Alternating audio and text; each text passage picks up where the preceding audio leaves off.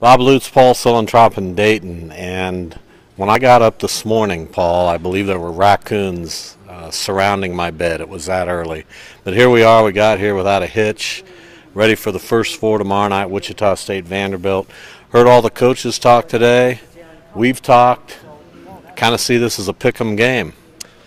Yeah, I think so. You know, anytime you get two good teams on a neutral court, it's going to be pretty close. I guess the nice thing about the first four is it's a limited amount of hype. You get here, you do some work, and then it's time to play, and it should be an interesting matchup. We've kind of got size on Vanderbilt's size. You've got experience on Wichita State's size.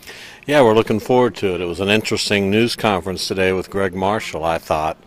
Said some interesting things about Ron Baker and Fred VanVleet, about wanting them to maybe play like it was yesteryear, play like they did as freshmen in this NCAA tournament when they just kind of played freely and loosely.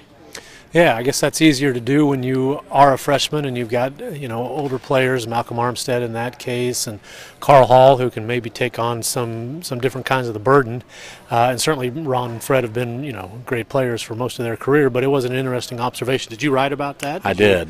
Well, did you come to some conclusions about I that? came to a conclusion that it was very interesting that he said that, because that obviously tells me that he's had those conversations with Ron and Fred, and that will interest Shocker fans, I'm sure, that maybe there is a little bit of a burden that they've carried this season with such high expectations, ranked 10th in the country to start the season, those guys on a lot of All-America lists, so it'll be interesting to see how they come out and play tomorrow night against Vanderbilt. It's also interesting when Ron Baker was asked, how do you guys deal with the 7-footers you played before now? And he said, we haven't played any 7-footers. Vanderbilt has 2 of them.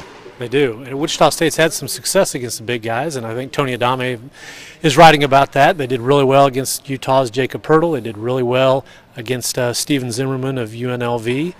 So that's something they have. You know, they haven't faced this many 7-footers, but they have faced some big guys and done a pretty good job against them.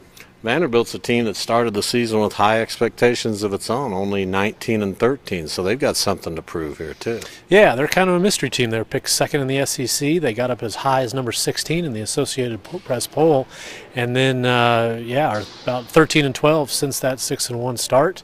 And they have got to look at this as they are fortunate to be in, and maybe some redemption. All right, we've got a good crew here in Dayton. Travis Hying, our photographer, Tony Adame, Paul, and yours truly. We'll be here tomorrow night, 8:10 tip for Vanderbilt, Wichita State. See you then.